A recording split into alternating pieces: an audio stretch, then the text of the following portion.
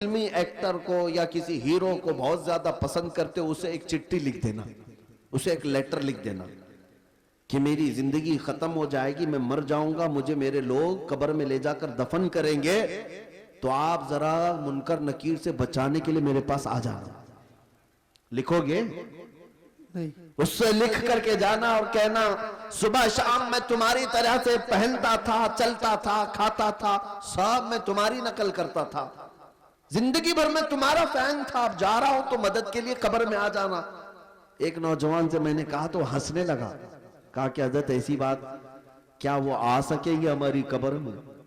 کہا تجھے نہیں معلوم، جب تجھے اتنا معلوم ہے کہ وہ نہ آئے گا نہ مدد کرے گا، لیکن میں اپنی بات ضرور کہوں گا، تجھے میں نے چٹھی لکھنے کے لیے اس کو کہا، میں اپنے نبی پاک کو لکھ کر جاتا ہوں، سبحان یا رسول اللہ میں آپ کی ہر ادا پر عمل کرنے کی کوشش کرتا تھا، آپ کی طرح کھانے کی کوشش کرتا رہا، سنتوں پر عمل کی کوشش کرتا رہا، اب میں جب دنیا سے جا رہا ہوں تو اے رسول مختار صلی اللہ تعالیٰ علیہ وسلم آپ تشریف لے آنا۔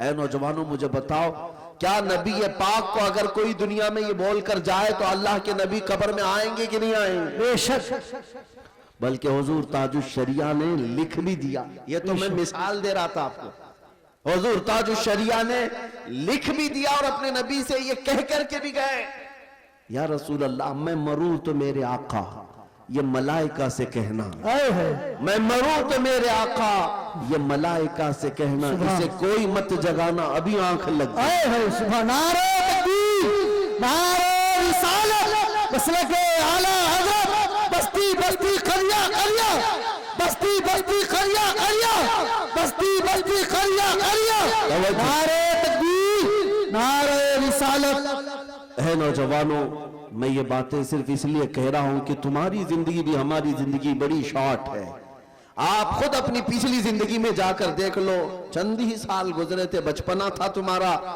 تم بچپنے میں ادھر ادھر کھیل کود میں گزار رہے تھے اور آج جوان ہو چکے، پلک جھپکتے ہوئے جوان ہو گئے، اور ہم نے چند سالوں پہلے جن کو جوان دیکھا تھا آج ان کے بال سفید ہو گئے، بال سفید اور دانت جھڑنے لگ گئے، اتنی تیزی سے یہ وقت گزر رہا ہے تمہیں اندازہ بھی نہیں، اور تم ہیپی نیو ایئر منانے میں لگے ہو، تمہاری زندگی کی ایک ایک اینٹیں ایک ایک دیواریں گرتی جا رہی ہیں، تم موت کے اتنی قریب ہوتے جا رہے ہو۔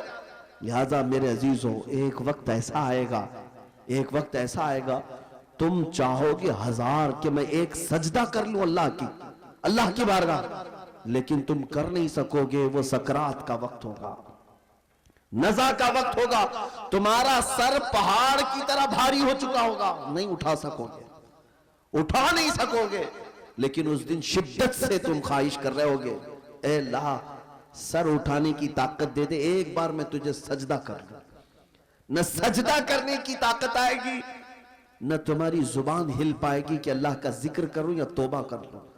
آج تمہیں اندازہ نہیں، اللہ نے سر سلامت رکھا ہے، جھکاتے نہیں اس کی بارگاہ میں، زبان سلامت رکھا ہے، ذکر کرتے نہیں اس کا، گانے تو نہ جانے کتنے بچوں کو یاد ہو گئے، میرے مصطفیٰ کی چند حدیثیں کیوں نہیں یاد ہوئی، کتنے لوگوں کو فلموں کے ڈائلاگ یاد ہو گئے، قرآن کی چند آیتیں کیوں نہیں یاد ہوئی۔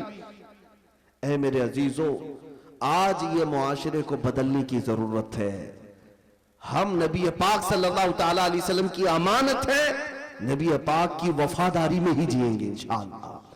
آج دیکھ نہیں رہے آپ حالات کس قدر خراب ہیں، دشمن کیا کیا منصوبے بنا رہا ہے، وہ تمہاری نہ داڑھی کو پسند کر رہا ہے، نہ تمہاری ٹوپی کو، نہ تمہارے مسجدوں کے مینار کو، نہ تمہاری نمازوں کو، نہ تمہارے محراب کو، نہ تمہارے قرآن کو، کسی چیز کو پسند کرنے کو تیار نہیں۔ ویسے بھی یہ جلا ہوا دشمن، اسے ہماری ہر چیز کڑتی ہے، جلتی ہے، ایسے حالات میں ہونا تو یہ چاہیے تھا کہ نوجوان کھچڑا کمیٹی نیاز کمیٹی بنانے کی بجائے اخلاق مصطفیٰ کمیٹی بناتے، تم جتنی عادتوں سے چھڑو گے ہم اپنے نبی کی اتنی ہی غلامی کر کے دکھائیں گے انشاءاللہ، نبی پاک صلی اللہ تعالیٰ علیہ وسلم کے اخلاق کو ہم تابندہ اور روشن کر کے دکھائیں گے، ہونا تو یہ چاہیے تھا، اپنے نبی سے محبت کا تقاضا یہ ہے۔ ان خواتین سے بھی میں کہتا ہوں جو بچیاں آج کثرت سے بھٹکتی چلی گئیں اور غیروں کے ہتھے چڑھ گئیں، ایک دو نہیں سینکڑوں ایسی بچیاں ہیں جو کالج کی نظر ہو گئیں اور وہاں مجازی عشق و محبت میں پاگل ہو گئیں. انہیں وقتی طور پر کچھ نوجوانوں کے چہرے بہت خوبصورت لگنے لگ جاتے ہیں. یہ شیطان ہے، شیطان ہے. حدیث پاک میں ہے النظرۃ سہم من سہام الشیطان. یہ آنکھوں کا جو ایک بار ملاپ ہوتا ہے شیطان کے تیروں میں سے ایک تیر ہے. عورتوں کو چاہیے تھا کہ اپنی نگاہیں نیچی رکھتی، لیکن تم جن نوجوانوں کا ہاتھ پکڑ کر کے یہ سمجھتی ہو میری قوم چھوٹتی ہے تو چھوٹنے دو، ماں باپ کا منہ کالا ہوتا ہے تو کالا ہونے دو، میری قوم مجھے تانے مارتی ہے تو مارنے دو، مگر میں اپنی محبت کے پیچھے جاؤں گی. یہ ساری باتیں کہاں سے آ رہی ہے؟ یہ دنیا ہمیں فلموں میں دکھا رہی ہے، یہ سیریل میں دکھایا جا رہا ہے کہ محبت کا مطلب یہ ہے کہ سب سے لڑائی لڑ لو، ماں سے بھی لڑ لو، باپ سے بھی لڑ لو، سارے معاشرے سے لڑ لو، لیکن ایک بے حیائی کو تم کر جاؤ.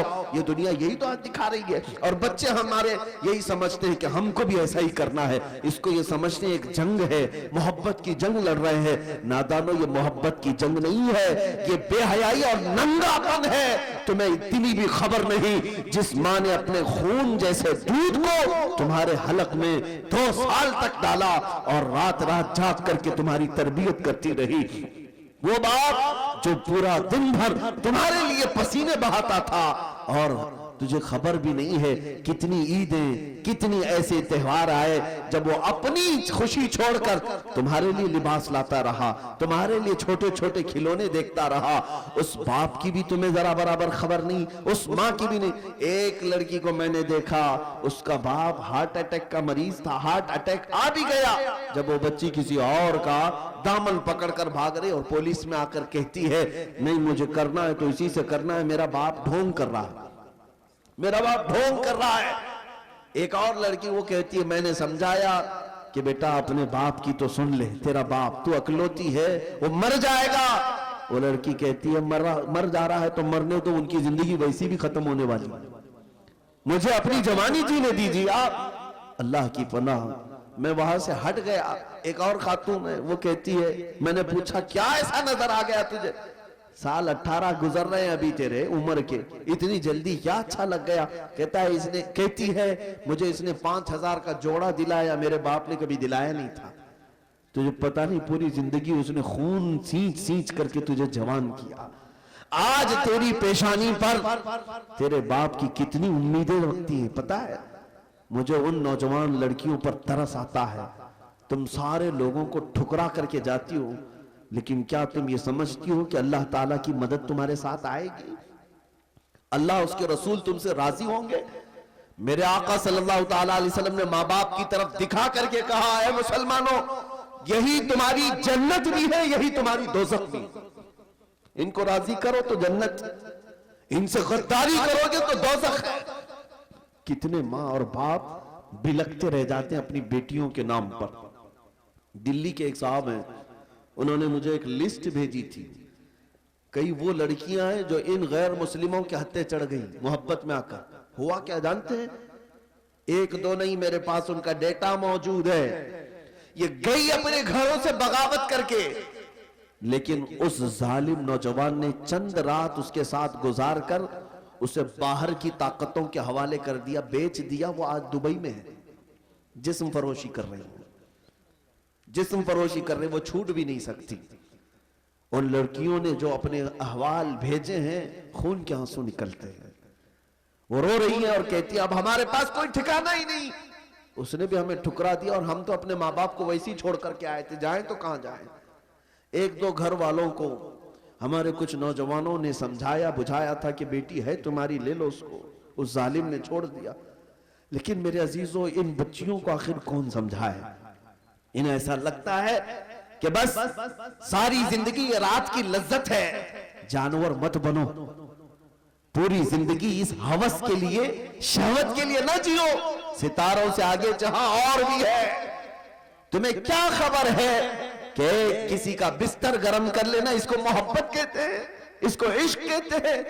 یہ بے حیائی کو کس نے عشق کا نام دے دیا؟ اس اخلاق سوز حرکت کو کس نے محبت کا نام دے دیا؟ ایک نوجوان منہ لٹکائے ہوئے آیا تھا، کہہ رہا تھا محبوبہ چھوٹ گئی، 4 سال سے اس کے ساتھ تھا، چھوٹ گئی، اب دوسرے کے ساتھ چلی گئی. कुछ वजीफा दे दे दिल बेकरार है। अब क्या करेगा पागल मजनू, शेरो शायरी करते घूमता है। मैंने यही कहा था बेटा, एक ही दिल था, देना था तो ऐसी लैला को क्यों दिया जो रोज शोहर बदलती है। देना था इस दिल को तो दरबारे मुस्तफा में दिया होता, उस नबी पाक के कदमों में रखा होता। और मेरे मुस्तफा करीम की आदत करीमा है, एक बार किसी ने अगर अपना हाथ उनके हाथ में दे दिया तो मौत तक वो तुम्हें तन्हा नहीं छोड़ते, मौत तक तन्हा नहीं छोड़ते। जिंदगी तो जिंदगी है, कब्र में जब तुम पहुंचोगे मुनकर नकीर बाद में आएंगे, ताजदार मदीना पहले तशरीफ लाते हैं। हश्र में भी वो तन्हा नहीं छोड़ेंगे। जहां तुम प्यास की शिद्दत से बिलबिला रहे हो, मेरे मुस्तफा हौज़े कौसर का जाम भरकर तुम्हें पिला रहे होंगे। जो नबी पाक सल्लल्लाहु ताला अलैहि वसल्लम हमारी दस्तगीरी और हमारी मदद के लिए हमा वक्त हैं, उस नबी के फिदाई बनो, दुनियावी मजाजी इश्क और मोहब्बत के पैरोकार बनकर अपनी जिंदगियों को तबाह बर्बाद मत करो। इकबाल की इस बात पर मैं अपनी गुफ्तगू को समेटता हूं कि मोहम्मद से वफा तूने तो हम तेरे हैं, ये जहां चीज है क्या लौहो कलम तेरे हैं। कौन कहता है कि उनके पीछे चलने से इज्जत नहीं होती। मेरे अजीजों, मुझ जैसे एक हकीर आदमी को देखो, आज जो दुनिया हमारे ऊपर टूट पड़ती है या आप हमें छूने के लिए देखने के लिए आते हैं तो इसलिए नहीं आते कि हम कोई बड़े जमींदार हैं या कोई नेताजी हैं या कोई बड़ी पार्टी के कार्यकर्ता हैं, नहीं। सबको पता है सिर्फ और सिर्फ ये इज्जत इसीलिए है कि ये नबी पाक की गुलामी में जी रहा है। ये नाज ये अंदाज हमारे नहीं होते, झोली में अगर टुकड़े तुम्हारे नहीं होते, जब तक के मदीने से इशारे नहीं होते, रोशन मेरी किस्मत के सितारे नहीं होते। ऐ नौजवानों, तुम सबके लिए मेरा पैगाम एक ही है, बिक जाइए बेदाम ही बाजार नबी में, बेदाम ही बिक जाइए बाजार नबी में, इस शान के सौदे में खसारे नहीं होते।